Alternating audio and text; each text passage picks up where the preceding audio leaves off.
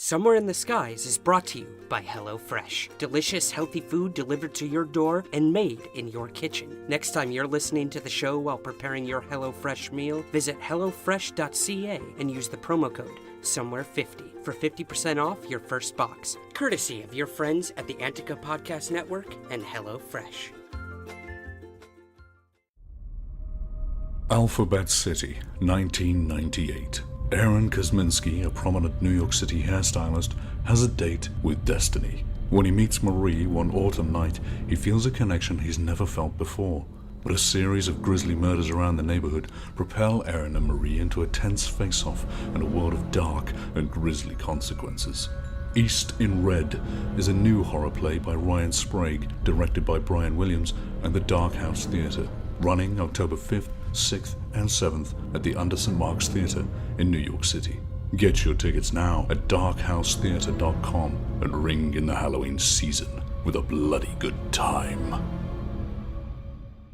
Hey guys, Ryan Sprague here. Before we get to this week's episode, I want to wish everyone a happy Halloween season. It is October 2nd and the pumpkin spice lattes and horror movie marathons are in full effect. So get ready for a month of spooky guests and creepy tales. All of this month's episodes will include UFOs, but you'll be hearing from guests in the realm of monster hunting, ghost hunting, and the just plain weird. It is a monster mash shakeup of hauntingly scary proportions. But I also thought it would be cool to get all of you involved as well. So starting today, I want to hear your stories. Whether it was a ghost, a monster, or just something that terrified you beyond belief. Reach out to me on Facebook or contact me through the website at somewhereintheskies.com and tell me your story. It may just be featured on one of this month's episodes as we drag our chilled bones ever closer to Halloween.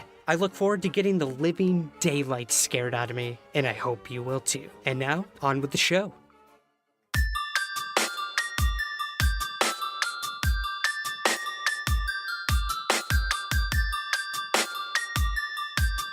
This is Somewhere in the Skies with Ryan Sprague.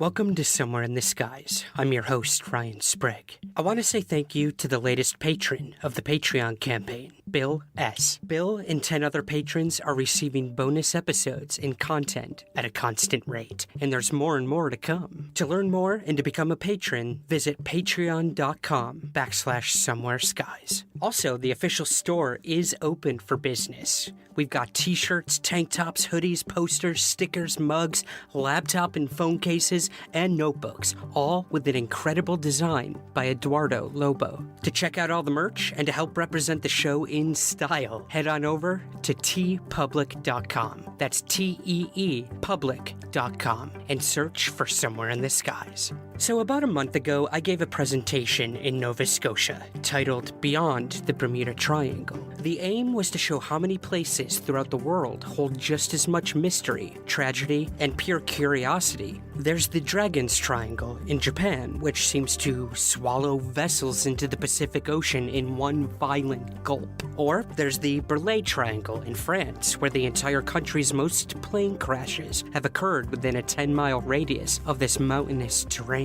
The Wold Newton Triangle in England is full of strange history and ghostly tales. Then there's the Great Lakes Triangle here in the US, where tragedy struck many boats in Lake Michigan. The last one I covered, there was a plethora of strange things happening in Massachusetts in what is known as the Bridgewater Triangle, where ancient Native American curses bring about supernatural phenomena reported even up until today. Now, the actual triangle shape plays very little into all this, in my opinion. It's a shape put onto a condensed area of strange happenings based solely on the Bermuda Triangle and the mysteries we shaped around it. Sometimes these areas run long distances, crossing towns, cities, and states. And one of those places is known as the Chestnut Ridge. And it is covered extensively in this week's interview with filmmaker Seth Breedlove. Breedlove is the head of Small Town Monsters, an independent film series that explores lost and bizarre history around the United States. Focusing on small town folklore, his team tells stories through the words and experiences of those who were most affected by them, residents and witnesses. His previous films include Minerva Monster, Beast of Whitehall, Beast of Boggy Creek, and The Mothman of Point Pleasant. We'll be talking today extensively about his new film, Invasion on Chestnut Ridge, which delves into one of the most intriguing and unusual areas this side of the Bermuda Triangle. It tells the tale of the Kecksburg UFO crash, the Uniontown Bigfoot UFO sightings, encounters with a large prehistoric bird in Keystone State Park, and much more. So, without further ado, here's my conversation with Seth Breedlove. Seth, thanks so much for joining us today, man. Yeah, no problem. Love talking to you. It's cool to be on the show, and I've been following your work for quite a while, so it's always cool to actually talk to someone who's into the creative side of things as well, so we can connect on that level. Oh, absolutely. The feelings are more than mutual. Well, I mean, in terms of work, you have been a busy guy lately. At the point that we're recording this, you were recently in Maine and then West Virginia for the International Cryptozoology Conference and the Mothman Festival, respectively. How was it, man? A whirlwind, I assume? Yeah, we did Maine the first weekend, and that was kind of like our first. I think we stretched what was supposed to be like an 11-hour drive into like a 2-day event because we took our 4-month-old with us. And so that was fun. And as soon as we got there, basically he decided not to sleep the entire time. So we were just kind of struggling through the weekend. But we had a blast at that event. Like the craziest thing about that event was it's Lauren Coleman's event, but like Steve Bissett, who was the artist of Alan Moore's Swamp Thing run of comics, which I'm a giant like comic nerd from way back, and I've been following that's like one of my all-time favorite comic runs, and that artist was like there. He was one of the speakers, so I ended up hanging out with him. We're talking about collaborating on some stuff, so that was really cool. Just as like a geek, just as like a comic geek, that was amazing. But then Linda Godfrey was there as well, so I got to hang with her and talk a little bit about Bray Road, which is a subject we're heading into with our 7th movie next year. And then they gave me that Cryptozoologist of the Year award, and that was kind of cool too. So that event was insane and really fun, and we didn't sleep, but it didn't matter at the end of it because we just had a good time, and I was there with my wife and everything, so we had a lot of fun.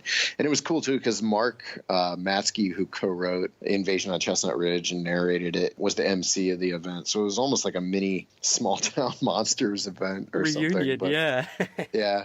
It was cool. It was a lot of fun. And then we did that. And then the next weekend we were in Kentucky for Cryptid Con, which was fun. I got to be with Lyle, which, we don't get to see each other a lot. So it's always kind of cool when we can reconnect and talk about what we want to do next. So we were with him the next weekend. And then this past weekend was the Mothman Festival, where we actually finally did the first like large scale screening of the Mothman of Point Pleasant. And that went so fantastic. It was ridiculous. We showed it at the State Theater in downtown Point Pleasant, and it's not like a huge theater or anything, but it's one of those really cool like old historic venues, and right. We've shown our movies in so many of those places, and I love them.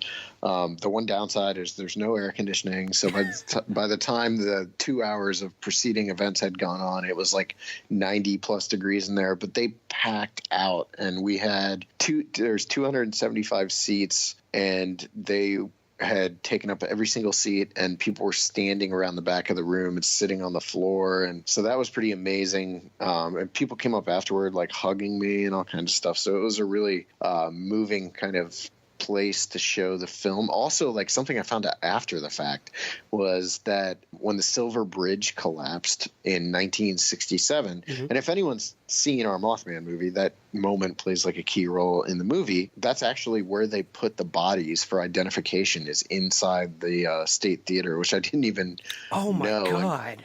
Yeah, they cranked. I guess they just cranked the air conditioner in there, and then that's where they put all the bodies for identification. Which I had no idea about that. So Talk about like learning something at the last second. How morbidly creepy. Perfect, yeah. Yeah. So the whole weekend was like weirdly. There was just a lot of like synchronicities. I started noticing, like, because we were showing the movie. The movie started at the exact moment I would have gotten down to Tuendui Park at the far end of Point Pleasant the year before, to the day, to the minute, where I would have gotten down to the park and shot the very first piece of footage that would eventually make it into the film.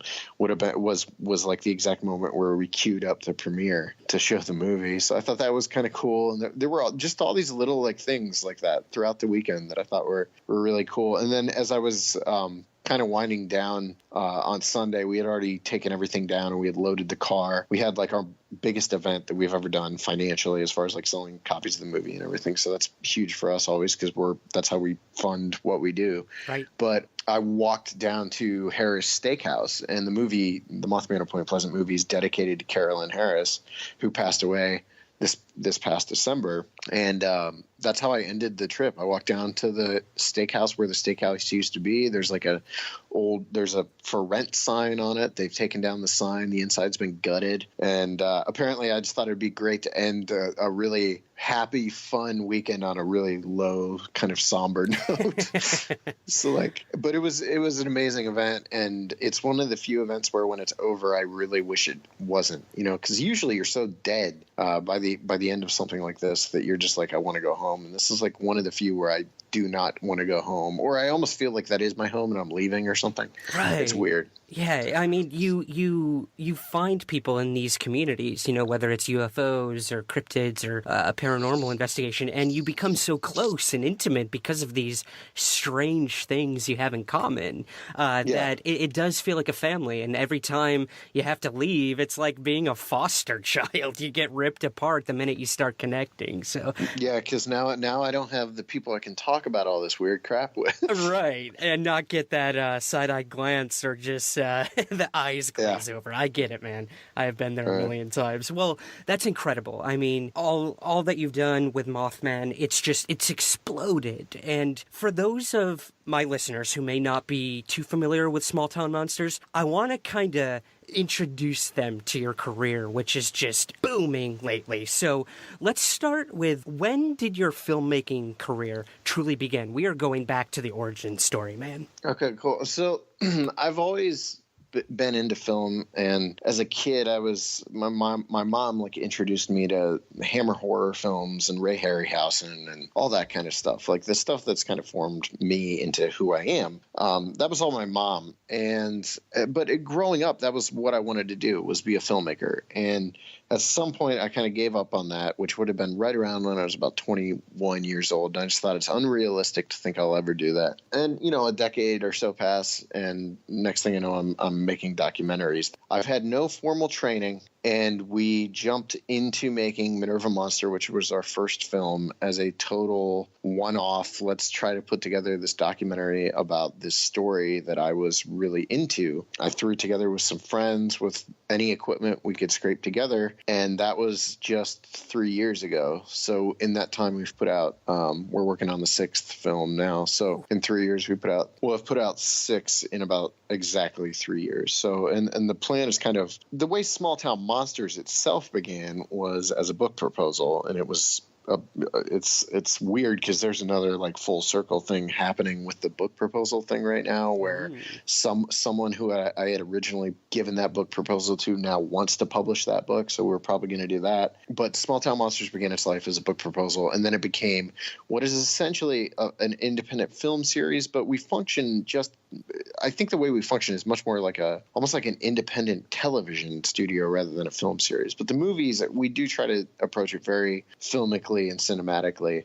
It's just that we're on this crazy timetable where we're releasing 2 movies a year, and we're starting to add other things into the mix, like On the Trail of Champ and stuff like that. So I've only done this for 3 years, and the way I've taught myself is through YouTube channels and tutorials and reading a lot of books and listening to a lot of interviews with like my favorite directors. As a kid, I absolutely loved like behind the scenes documentaries. Mm-hmm. And I think so a lot of like the things I do know about film direction are rooted in watching like the extras on Singing in the Rain and Casablanca and, you know, movies I loved as a kid. So it's been a weird trajectory from like doing landscaping and tiling floors and stuff to like directing documentaries and finding it. You know, the coolest thing is that they found an audience, I think, because you never know if what you're doing is ever going to actually be seen by anyone. You hope it will be seen by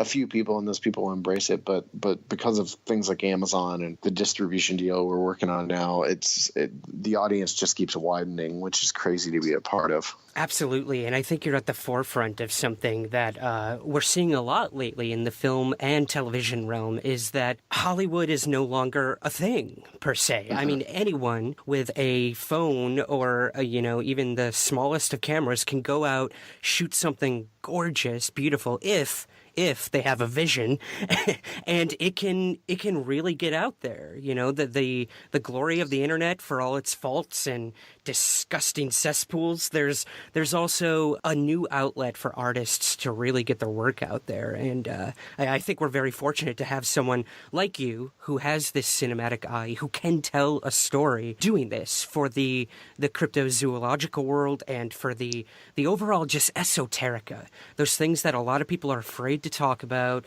They're afraid that the mainstream is never going to take it seriously. But then, boom, you've got Mothman of Point Pleasant going mainstream, being the biggest, documentary on Amazon.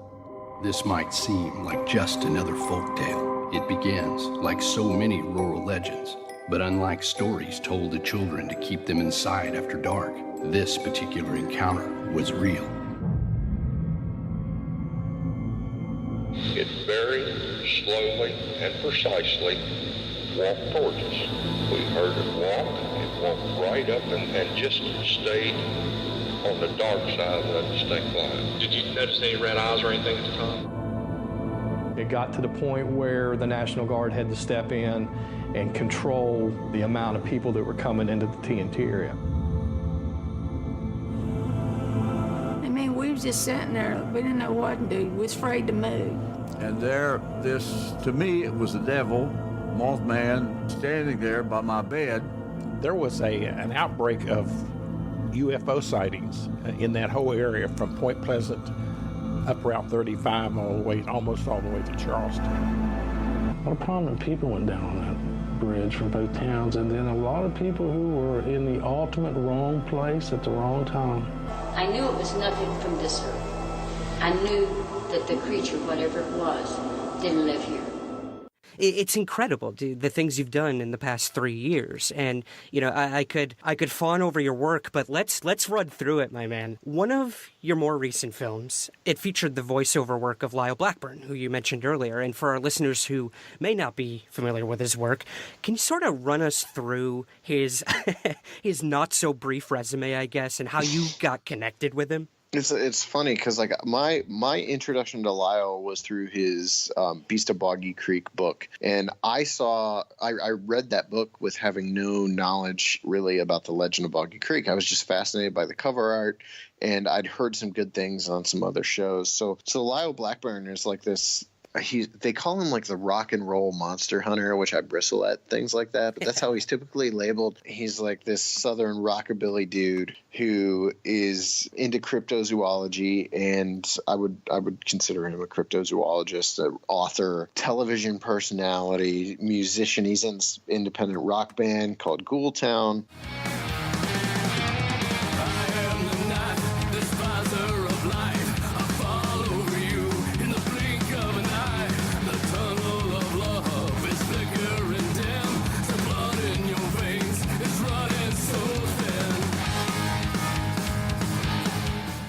And he's done tons of stuff. He's been involved in Monsters and Mysteries in America. He's working on a Science Channel show right now. And he's been on at least 2 episodes of Finding Bigfoot that I know of. So he's been on TV and all that kind of stuff. But what I responded to with Lyle wasn't the labels or necessarily the persona. It was the way he approached the subject was actually really similar to the way I do. And we've talked about this since the early days. Is like, it's weirdly similar. The way he kind of writes about cryptids and the way we kind of make movies about cryptids are very similar. Lyle has an approach that's very much just about preserving some semblance of the history of the stories and then putting out there for people to kind of consume and make up their own minds about things for themselves rather than trying to prove things to people one way or another. And that's kind of how my entire approach to all of this is. And I think a lot of it is rooted in the fact that Lyle as much wants to know the truth for himself as he does, want to try to explain or prove anything to anyone else. He's much more interested in figuring things out and kind of learning the stories along with us. So Lyle and I got hooked up because I used to do this not radio show, but a podcast called Sasquatch, which was about Bigfoot. And we interviewed Lyle very early on in the lead up to our first film, Minerva Monster, coming out. And even back then, this is something my wife and I talked about recently, even back then, Lyle asked me if I was interested in doing a documentary about Boggy, the Fouke monster, Boggy Creek monster. And this would have been in the summer of 2014. So it was before we were even releasing Minerva Monster. And that early on, he said he saw something in me where it was kind of like a combined. He sensed that we were connecting on that same kind of level, that our approach to the subject, and that he thought what we were doing was going to be something he wanted to be a part of. So very, very early on, he was on the STM. He was in the STM fan club, I guess, like he wanted to be in.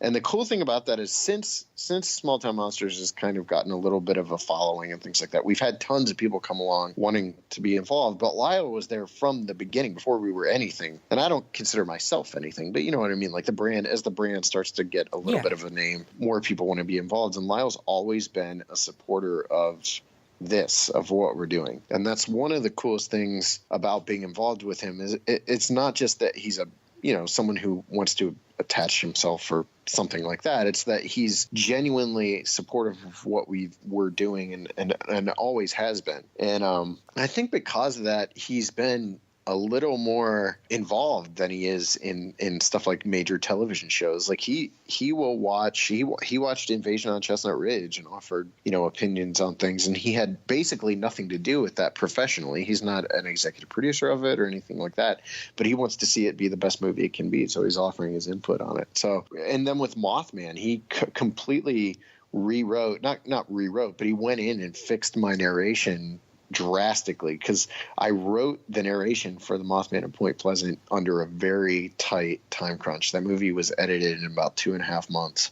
And he took all the narration and wrote over it, what I had already written, and just made it much, much, much better. So he got a co-writing credit on that one. And then with Boggy Creek Monster, I mean, he was so intricately involved in that production from the very start. As many of you may know, I'm an author and historian on a famous southern Sasquatch case, the Fouke monster.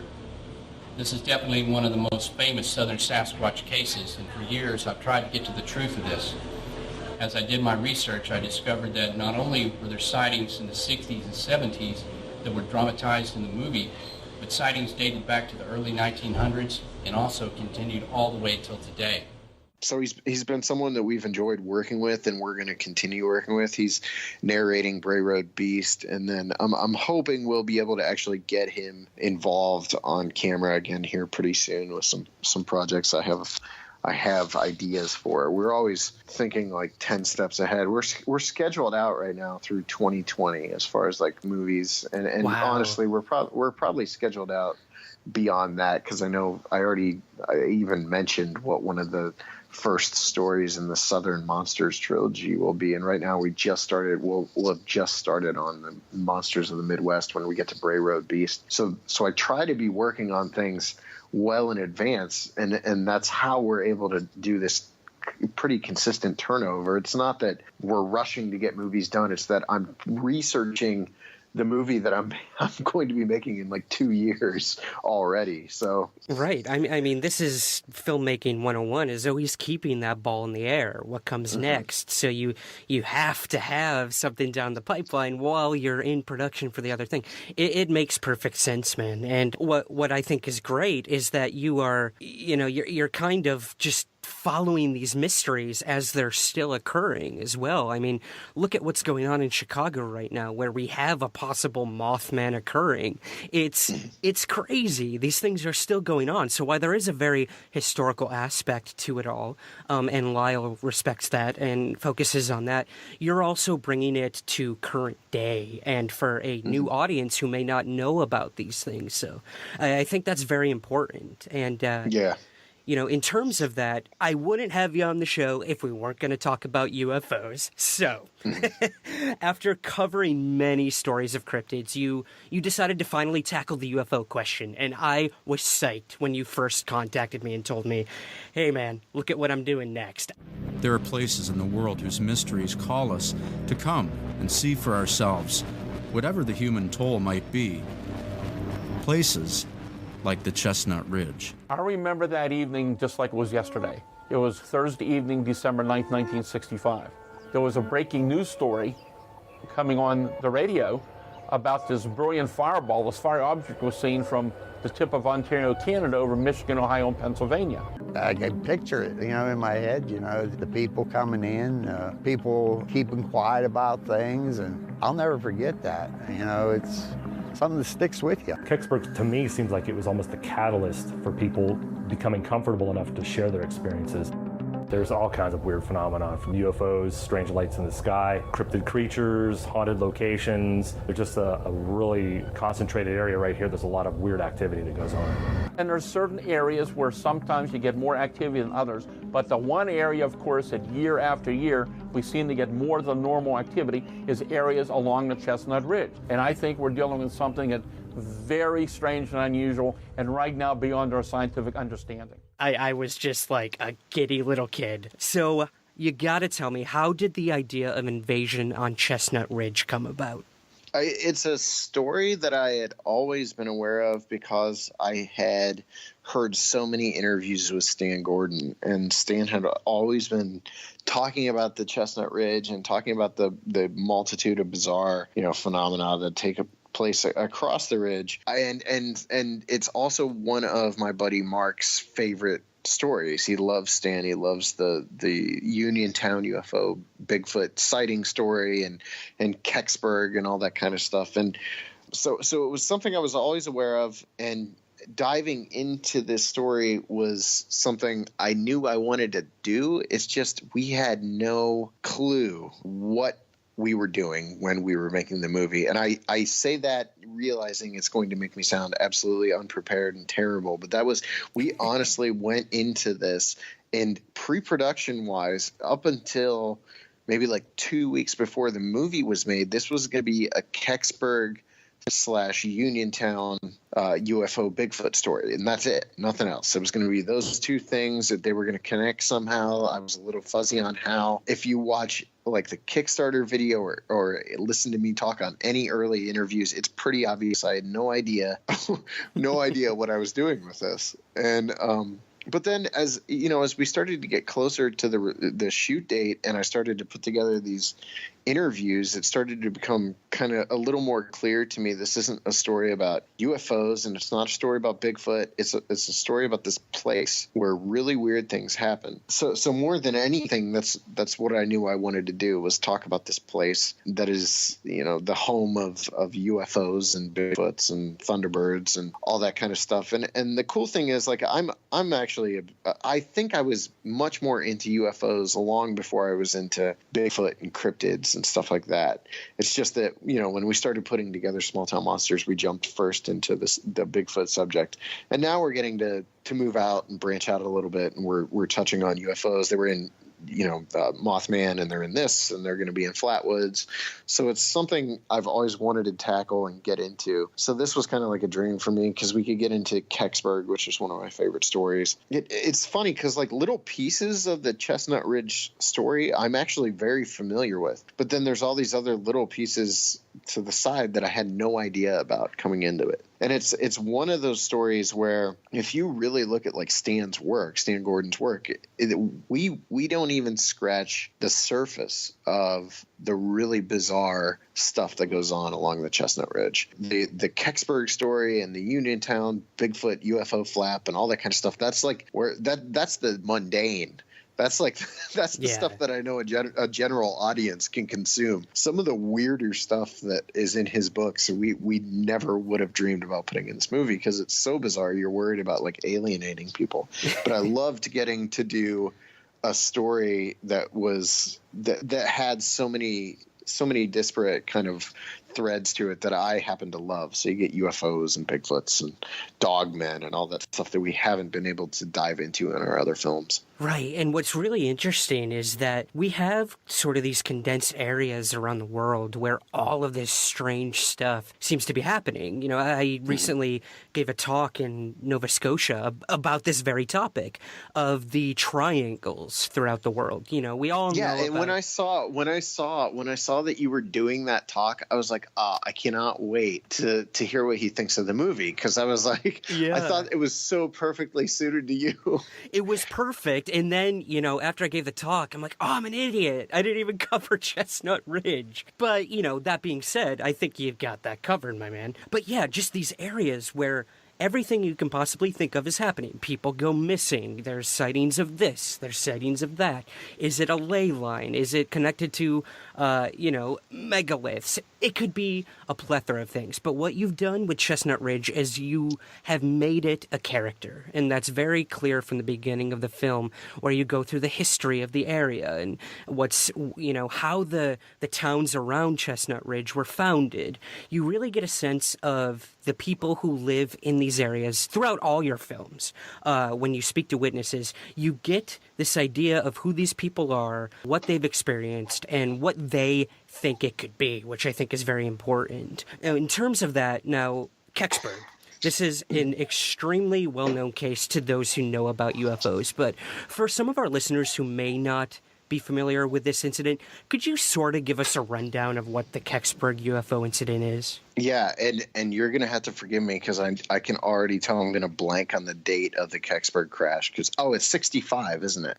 This is the one downside to making so many movies in such a short span of time is like my brain is actually firmly in Flatwoods right now because I'm working on the movie, but I cannot remember the exact date, but I know it's 1965. There's a strange fireball seen in the sky over Ontario and down into Ohio and Pennsylvania and over Michigan as well. They see this fireball in the sky, and it apparently comes to rest. And by comes to rest, I mean crashes into a wooded glen right outside of this tiny village called Kecksburg, Pennsylvania. And what came down is up for debate because there's a lot of arguments over what people saw that night. Some claim they saw this acorn-shaped object that actually seemed to fall in a controlled sort of pattern to the ground rather than falling like an asteroid or meteor, which is what a lot of people tend to think it was, or even a satellite, which is the other prevailing kind of theory. But after it crashes to the ground, some of the locals come and they gather on the hill or on the road near the hill, and they notice that there are military starting to descend on the area. And supposedly the military come in, they take the object out on a tarp and on a tarped flatbed truck and drive it through town. And the story kind of ends there, which is interesting because it doesn't have quite the intensity of something like Roswell. But I think what's cool about Kecksburg is the longer we're aware of it and the longer guys like Stan Gordon have investigated it, there's all these little threads that they're pulling that people, and over time we're starting to find all these different witnesses. And I guess it's like Roswell in that way, but you're hearing all these cool little side stories. There was a local radio announcer who became mildly obsessed with the story and actually put together this documentary he was going to put out. And supposedly he was like strong-armed by possible men in black into completely altering the documentary. Wow. And years later, he was struck and killed by a car while visiting California. And he supposedly had crossed this road, which made no sense, but supposedly he'd attempt to cross this very busy road and had been struck and killed by a car, very mysterious. And his ex-wife was convinced it was some sort of shady dealings that had, killed him. But there's a lot of little stories like that. And what's really fascinating is over the years, the town actually kind of turned against each other over this whole thing. It almost became like there were all these little, I found this out this past summer when I interviewed one of the original witnesses about the crash. And he told me that there were people in the town who hated other people in the town because those people claimed they had seen the object. And then other people in town claimed there was no object. It was none of this had happened, period. So it almost became a real bone of contention in Kecksburg that this had even happened. Today they do a little, Kecksburg UFO Festival, and the Kecksburg Space Acorn is the centerpiece in town. So it's kind of embraced by it today. But apparently especially in the 70s and 80s, it was a real gray area for a lot of people in that town. Now we're going to delve really deeply, or not really deeply, but we're going to delve a little more deeply into the crash than we did in Invasion on Chestnut Ridge when I put out the Case Files episodes about it. Because the cool thing about the Case Files web series that we're putting out in November is I'm actually starting to kind of interview some witnesses and things like that who aren't included in the original film. So I actually went back and interviewed Ron Struble, who was one of the original witnesses. So even though he's not in Invasion on Chestnut Ridge, I decided I did want to do a deeper dive into Kecksburg than we had managed in the film. So we're going to have, Stan kind of walking us through all the incidents and a lot more of John's interview and stuff like that. So if you're a Kecksburg fan and you're annoyed that our movie doesn't spend too much time on Kecksburg, we will rectify that.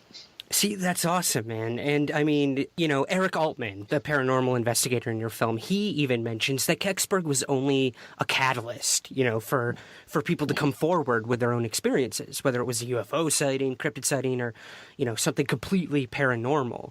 And, even in the film, he mentions that the media was now more open to covering these stories than ever before. So my next question for you would be, what was one story you came across that really stood out that you cover in the documentary? Yeah, the Uniontown Bigfoot story is a story I always talk about. It's one of the key pieces in the film, and it's actually the centerpiece of the film. It's the story about this strange light over this farmer's field one night, and this local man named George Kowalczyk saw the light, went up to investigate, and ended up encountering basically these two Bigfoot-like creatures who stopped a bullet with their hand, and it's a really bizarre story. And that should be the story that really captured my attention, but it ended up being this guy named Barry Clark. Barry told us this story about an incident that happened to him.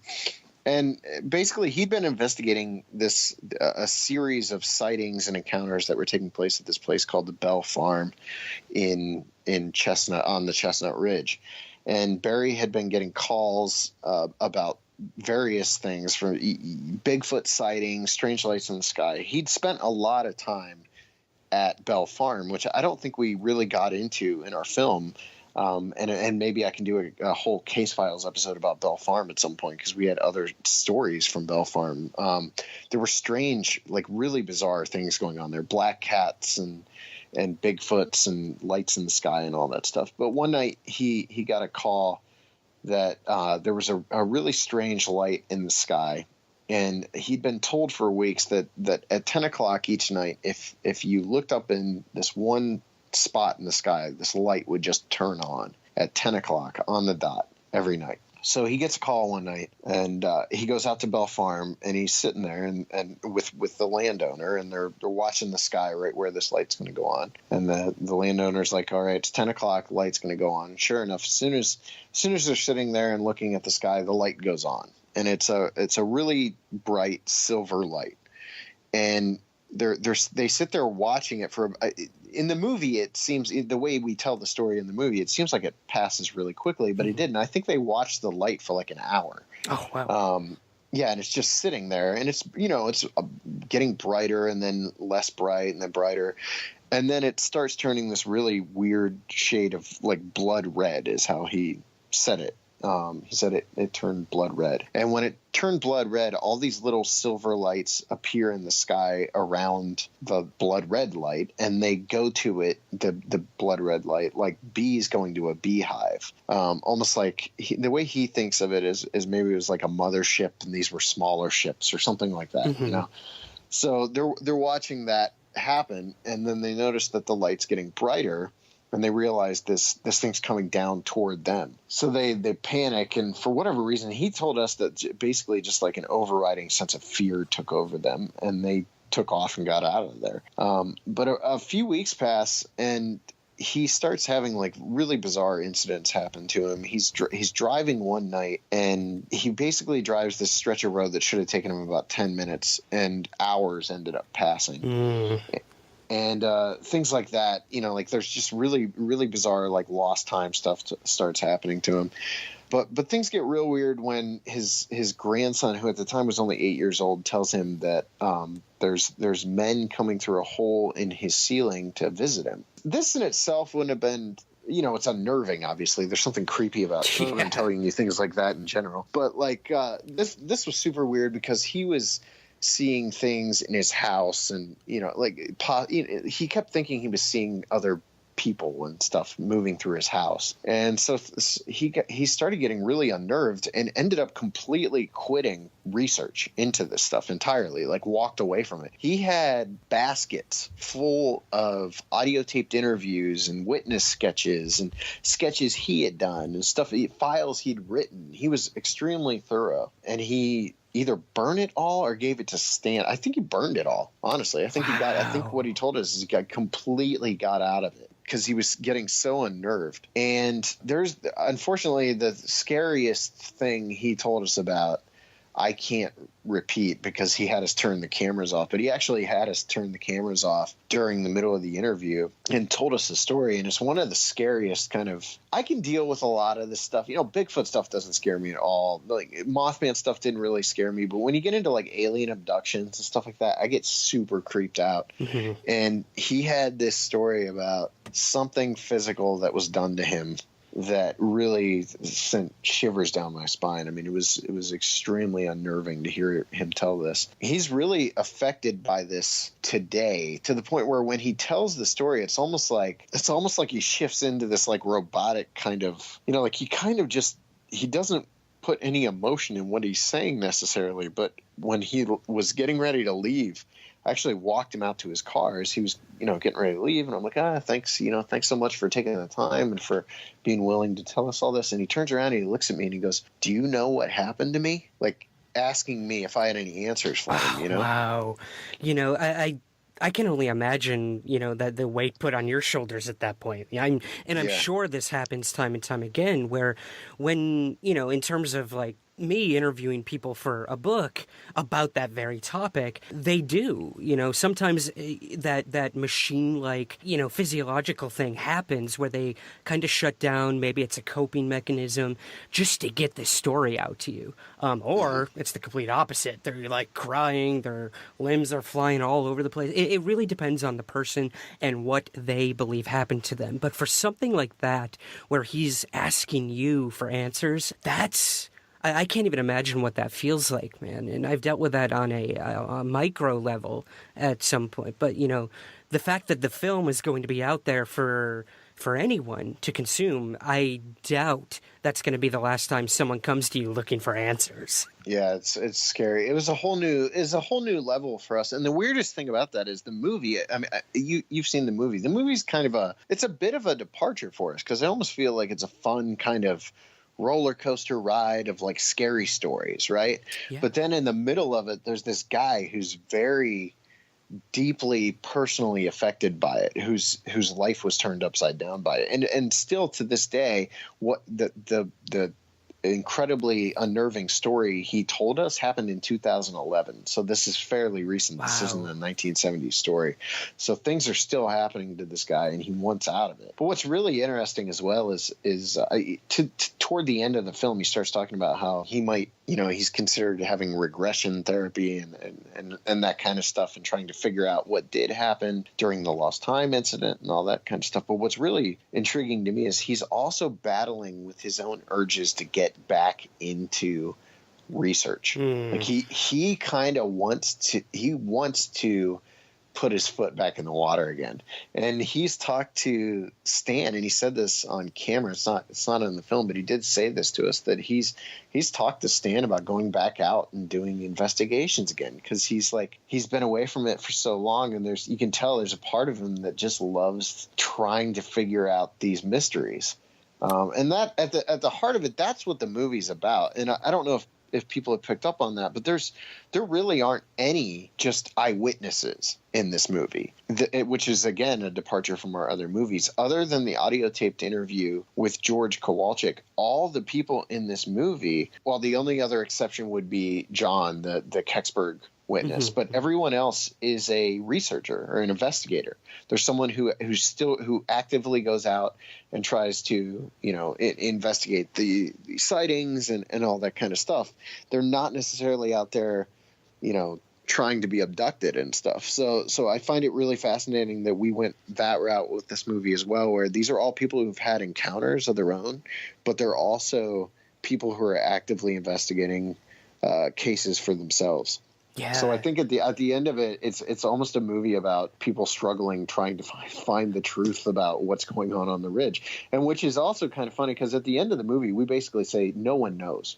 More than likely, you're never going to know, or that there's one single source for everything that's going on. I mean, that almost seems ludicrous to think that it would be one thing. It could be many things. These phenomena stretch many different towns and states on the Chestnut Ridge. So I can only imagine. If anyone's looking for answers in films like yours, I would caution them that you bring forward the stories. It's up for the audience to decide what they think might be going on. And, one of the first things I learned when I became a researcher from a mentor of mine, Peter Robbins, was he said, Ryan, be prepared to be let down time and time again. You're not going to find answers. You're only going to have more questions. And that's what keeps me going, man. So for all these people who had firsthand experiences that then became researchers, it's a natural reaction. You see something, it changes your entire perception of reality, and you want to know more. And as depressing as it is, you may never get those answers, but you're going to keep searching. And I can't think of something more exciting, terrifying, and I guess human to do, that curiosity. And that really comes through in the film, I think, with the people you decided to interview. So that's amazing. In terms of this film in specific, Seth, what was the most interesting thing, besides that incredible story from Barry? What's the most interesting thing that happened during the filming of the documentary? Anything really come to mind? During the actual filming of it, I think it's probably just the process of actually working with Stan and Eric in particular, those two guys, I think, because Stan's been there since 1959. So take that in. Like, this guy's been doing this since 1959, and his encyclopedic knowledge of encounter cases along the ridge is really verging on disturbing at times. Like, you're like when we shot his interview went 3 hours, and during that time he could have talked another 5 hours and not even broken a sweat. Like, you could get him to he would recall things at a moment's notice and dive off down some rabbit trail and just start talking about, things that were tangentially connected to what we were previously talking about. Mm-hmm. But it's really something to take that in, because to us, it kind of opens your eyes to the fact that this isn't just like a hook. Like the hook of the movie isn't the fact that, oh, hey, like here's the story we want to tell about the ridge. How are we going to tie it all together? Oh, let's just say there's a whole bunch of weird crap. There is legitimately sighting reports and strange occurrences happening on the ridge on a daily basis, and things are being cut out of our movie that could have been the focus of an entire movie. I cut out this whole side plot where Dwayne Pintoff had talked about. Dwayne is the guy who saw the orb in the woods, the weird light in the woods that went into the portal and the, like the window in the sky or whatever that opened up. Dwayne told me this whole side story about people encountering what they claimed to be Russian military operatives working on the ridge, like the Russian military is conducting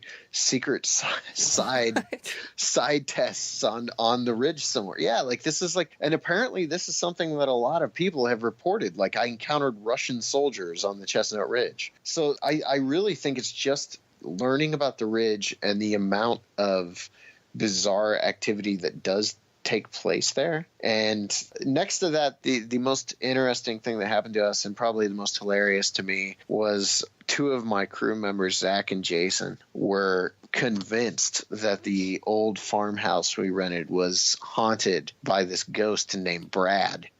And Brad's supposed, so like the landowner told us on our very first night, as soon as we got there, that a groundskeeper had died down the street of like a heart attack at the age of like 41. And the guy was like, he doesn't haunt this place or anything, but the basement light does turn on occasionally, which is really weird.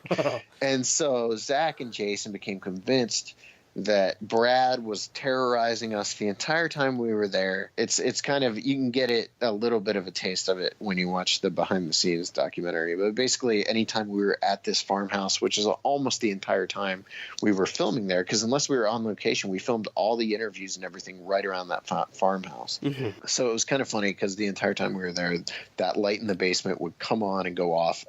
Any time we were outside after dark, it was coming on and going off every 5 minutes. So they were convinced that Brad was haunting the entire production of Invasion on Chestnut Ridge. So that was probably the funniest thing that happened. Also, why it's Brad is like the least frightening name for a ghost. I was just gonna say, oh, Brad. Yeah, it sounds like he should be skiing on the slopes in an '80s movie. Yeah. Oh, well, that's pretty interesting. Well, I mean, in terms of Invasion on Chestnut Ridge, Seth, you have a very specific style with this film, which was really cool to see. And that's kind of this, like, 80s vibe. You got the neon lights in the title card, and you even feature some amazing cover art by our very own Into the Phrase Sam Sheeran. I will post this cover out on the website and the show notes. What made you want to go this route in terms of giving this film that VHS kind of feel? I loved it. I thought it was a great choice. There's a couple things. There's two things. One, as a kid, when I used to go to the video store, they had a little section of like paranormal and ghosts, like supernatural documentaries that were on VHS. And looking back on it now, I'm pretty sure it was probably stuff like Sightings and things like old shows like that. But as a kid, I didn't know what they were. I just knew to avoid that section because it terrified me because it was real. And I can remember watching some of those shows as a kid and being horrified. My grandma's absolute favorite show when I was little was Unsolved Mysteries with Robert Stack. And so when I was when we were working on this movie, I started watching every single episode of Unsolved Mysteries and actually worked my way back through every single episode that's on Amazon now. So wow. I've watched every episode of the show again. And I was always aware that I wanted the movie to have that 80s vibe, which is funny because there's only one story in the entire film that takes place in the 80s. It's not set in the 80s or anything, but it was informed by, as a kid, that entire idea of like, there's something very unnerving about that to me personally, maybe to everyone else the idea of like those silly VHS episodes of like sightings where they combine like 3 episodes into one into one movie or whatever. There's probably nothing scary about that to anyone else, but I wanted to recapture that. And then the other thing is that the story that Eric Altman told about the Mohawk Bigfoot, Punk when he tells Bigfoot, that, yeah. As soon as so for listeners, there's a story in the film that basically boils down to this guy was fishing and ended up encountering this Bigfoot that chased him to his car and stuck his hand in a window. And the Bigfoot supposedly had a mohawk. And as Eric was telling the story to us, I got this like grin on my face because like I could instantly visualize what Matt Harris would draw if he was illustrating that scene. So I wanted that in the film, and the more I thought about it, the more I wanted that to kind of influence the entire aesthetic of the movie. And so as soon as I talked to Sam about what I wanted the poster to look like, I was like, I want it to be 80s. I want it to be like something you would see on a VHS, you know, on your local video store shelf back in like 1989 or 1990. So it influenced the entire movie. What I had to be very cautious of was that we weren't stepping into like parody or you know, like I never wanted it to be like intrusive. So I wanted you to get that kind of like sense, like an 80s kind of vibe, but I didn't want it to be like, hey, look how 80s we are, you know, like I didn't want Thriller playing throughout, you know, entire sequences or anything like that. But I wanted it to feel like that. And it obviously is pushed along heavily by Brandon's score, because Brandon really brought in, Brandon went and rented like this actual synth, and a lot of the music he created with the synthesizer for the film. So the finished sound of the film is even very 80s, even though it's not. Brandon really pulled back with this score, and it's kind of cool coming off of Mothman, which is the Mothman score is very much in the forefront, and it really like propels that kind of emotional mood that prevails through that film. And in this, it's not toned back, but it's a little less in your face, and but there's something very, very unnerving about it too, especially the first song, the song that comes up during the opening credits of the movie. But the 80s were always going to be, for whatever reason, stylistically, this movie was always going to be that kind of like 80s unsolved mysteries project that I had been terrified of as a kid. You and me both, brother, for sure. Whenever that Unsolved Mysteries music came on, I left the room. But you're right, when Brandon's music comes in those first shots, which we will not give away, those first shots of the film mixed with that music, it really is unnerving and really draws you in. And as soon as when I push play, I'm like, oh, okay, here we go. So again, we won't give away too much. I think we've covered a lot in terms of the film itself. Let's leave some for the viewers. But what advice would you give to an aspiring filmmaker out there? You came from a very learn-as-you-go format. Would you suggest this to other filmmakers out there, or should they, go right into film school? No, yeah, I don't know. I never went to film school, so I don't know anything about it, and I hate to shoot it down because I know Zach, the guy that shoots our movies, Zach Palmisano, who's been my buddy since I was a kid, and like we kind of bonded over the fact that we both wanted to be filmmakers when we were about 18. He went to film school. He went to Full Sail, and so I know nothing about film school, and I hate to shoot it down. Having said that, if people want to make movies, what I tell them to do is just go make a movie. And I have friends who are making movies or trying to make movies, and the most consistent thing I see happen is that they talk a lot about making a movie without ever making a movie, to the point where maybe they're even filming their movie without realizing they're not actively making the movie. And what I mean by that is I think you can get so caught up in the act of filming on your project that you don't ever actually stop simply filming and move on to the act of putting the final thing together. And that holds true, especially obviously with documentarians, more so than like someone who's making a fictional film. You'll need to actually make that fictional film and shoot it. Yeah. But as far as documentarians go, especially, you can fall into down this rabbit hole of like, I'm just going to keep shooting interviews because maybe something amazing will happen, and that's great. But at some point, the biggest thing is to sit down and start putting your film together in post. And so the advice I just keep giving people is like that. cheesy, like Nike logo is just you honestly just have to get to a point where you do it. Yep. You go out and you make the movie. And honestly, it is true. Like, whatever you do first, if it's your first thing, more than likely it's not going to be great. And that's fine. Like, our first two films, Minerva Monster and Beast of Whitehall, have tons of issues. I mean, Minerva, it holds up fairly well, actually, even though it was the first thing we'd ever done. And, you know, the sound is atrocious at times. And there's, you know, it's like there's just scenes that are strung together. But at the heart, it still is a decent little amateur movie. And Beast of Whitehall, I'm really proud of, because I shot the entire thing myself and we made the movie in about a day and a half.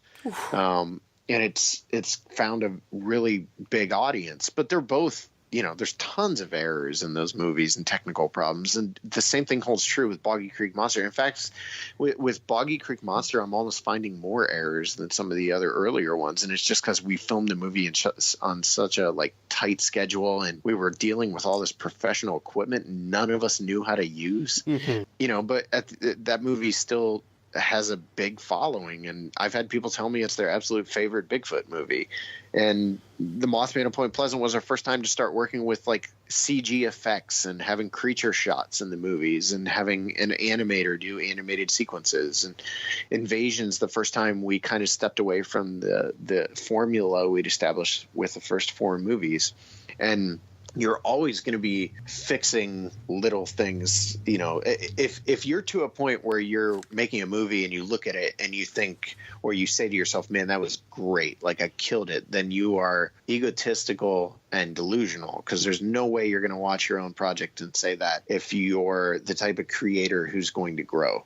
Like, you need to be the type of creator who looks at what you've just done and sees all those errors, so you can start fixing them on that next project. And that's why that way you're always like continuing to improve from movie to movie. And people say, well, it's been really great watching you improve, and that's how we do it with a lot of masochistic tendencies, where we watch what we do and we think that's awful. I have to fix that. Like, I can never watch these movies and in a place where I watch them and I think, oh, that was great. Now, this past weekend I watched Mothman with that crowd, and that was the first time I really went in, and maybe it was the fact that the crowd was so enthusiastic or something like that, but I was able to stand in the back of the room and watch the movie and see the crowd reacting to it. And that we lost a few people actually walked out of the movie because they got so creeped out. And that was a big deal for me, because I just thought that was cool that I emotionally impacted those people so much that they had to leave the room. Not just me, but, you know, like the music and all that stuff. And that was one of the few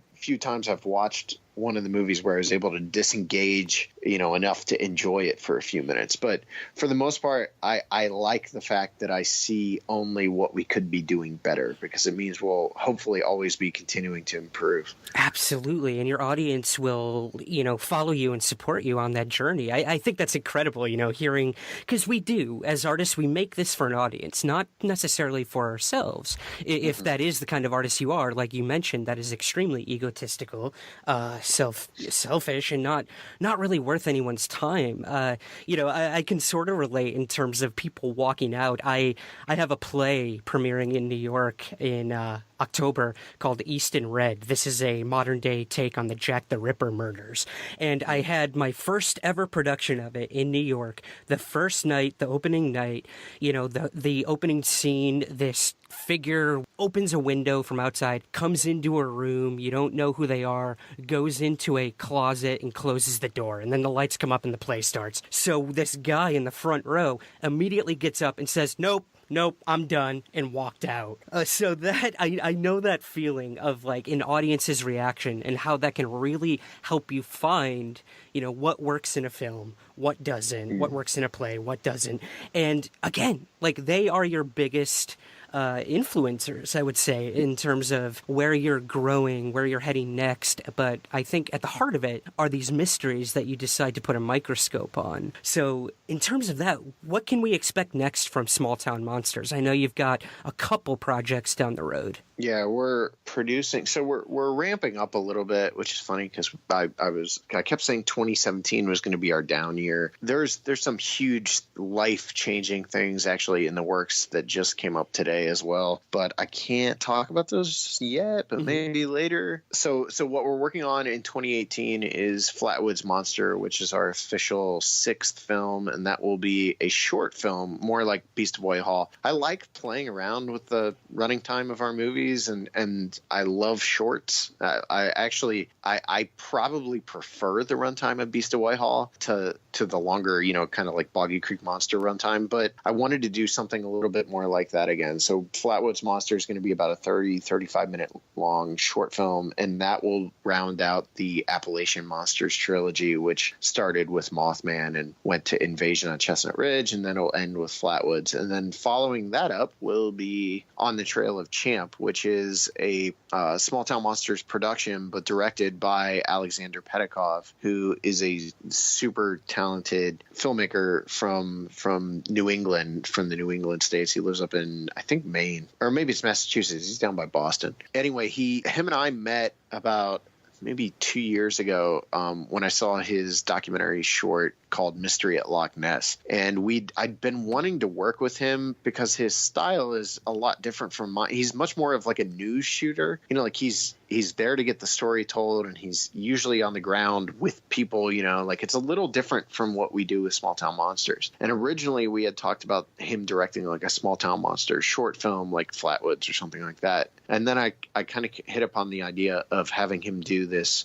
mini-series style format series about Champ, the lake monster of Lake Champlain. And instead of it solely being about, people and their sighting encounters, actually having him go out with researchers who are actively looking for Champ. So that's what he spends a lot of time on the boat and in the water, underwater, like looking for Champ and that kind of stuff. But as well, it's going to be probably the deepest dive into the Champ story that you can find, because it's at least a 6-episode miniseries with 22-minute episodes focusing on everything from the history of Lake Champlain and the Champ sightings going back to the first time the lake was found up until today. So it's going to be a really in-depth look at that story, and it's really fascinating. There's all these side stories that he's come across that like P.T. Barnum was involved in a hunt for Champ and all this stuff. You're going to get all that kind of,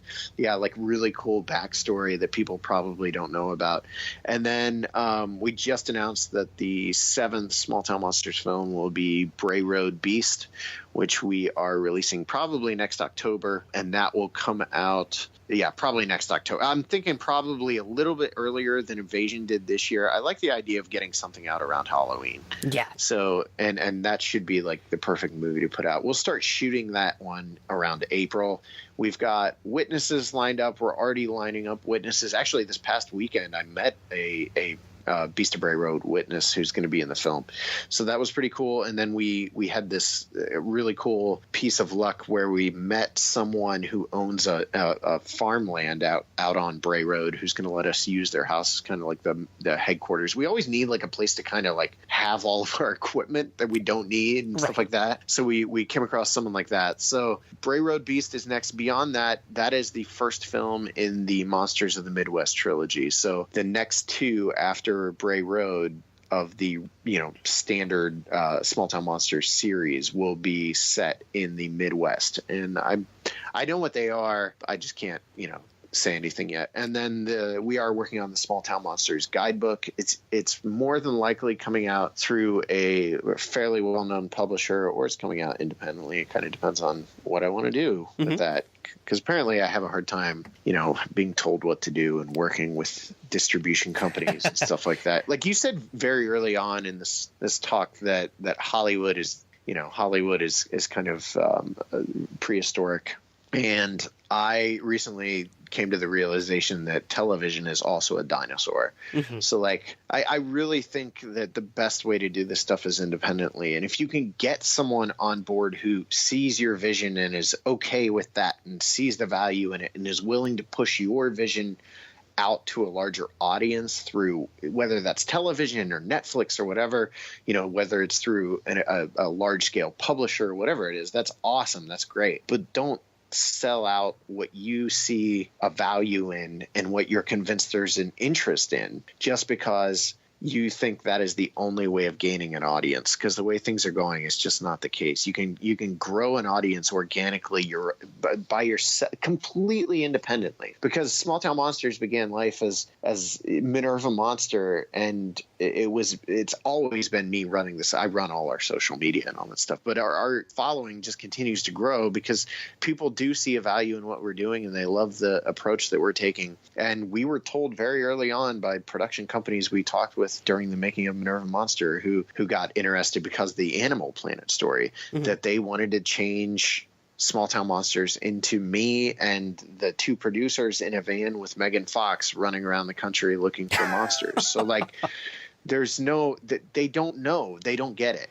And they probably never will. So unless they see the value in what you're doing and they're willing to push that thing out, whatever your thing is, as is, then just keep doing it yourself, and eventually it's going to find its audience. Absolutely, man. I mean, coming from someone who's lived in New York City and LA now for about 3 weeks, do you be yourself, make your own work, and somebody will take notice. Even if that's not a television or movie producer, it is an audience, and that's what's most important. So yep. I couldn't agree more. I think what you're doing is incredible. Where can we find out more about what you're doing and where to find Invasion on Chestnut Ridge? Smalltownmonsters.com is the hub for everything, and it's been recently updated. So there's a lot of info on there on everything all the way up through on the Trail of Champ. Shop.smalltownmonsters.com is where you can get DVDs, T-shirts, and all of our merch because we operate like a band. And the movies are available through Amazon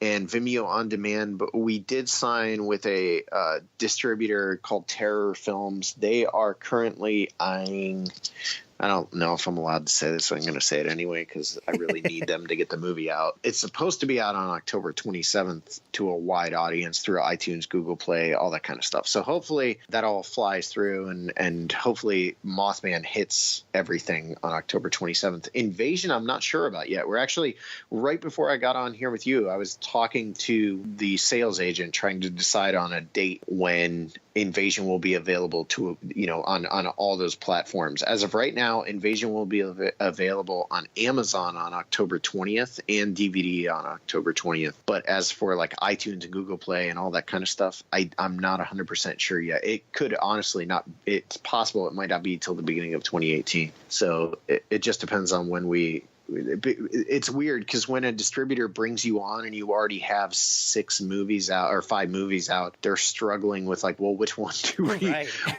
we release first? Right. So they're trying to figure out which comes out when without overshadowing the next. So I know Mothman is slated for end of October, and hopefully following that, but just so your listeners don't get confused, the movies are available on Amazon and DVD. It's just getting them into all these other platforms is taking a little bit of time. That's the business. I get it, man. Well, Seth, I can't thank you enough for coming on today, man. I look forward to everything you got coming up, and we will keep following you as you continue taking these journeys across the United States and hopefully abroad at some point. I'm sure we will see. And yeah, man, thank you again for joining me on Somewhere in the Skies. Yeah, thanks so much. All right, that is it for this week's episode. Be on the lookout for Invasion on Chestnut Ridge and all of Seth Breedlove's films at smalltownmonsters.com. Do me a huge solid, guys, and please take just a few moments to subscribe to the show on iTunes if you haven't already. The only way to be featured on the iTunes hottest podcasts and noteworthy sections is by the number of subscribers to the podcast. So it would mean the world if you would consider doing that. And hey, while you're at it, throw throw a rating and review up there as well. Thank you so much for your support. We're on Twitter at Somewhere Skies, Instagram at Somewhere Skies Pod, and all past episodes and articles can be found on the website, somewhereintheskies.com. I will see you here next Monday as we continue our Halloween month. Get your EMF readers and spirit boxes out because we will be communicating with Carl Pfeiffer, talking all about his work on Ghost Hunters Academy and his investigations into the Stanley Hotel. And we even find some time to talk all about UFOs and the amazing work by Jacques Vallée. Remember, keep your feet on the ground, but never stop searching somewhere in the skies.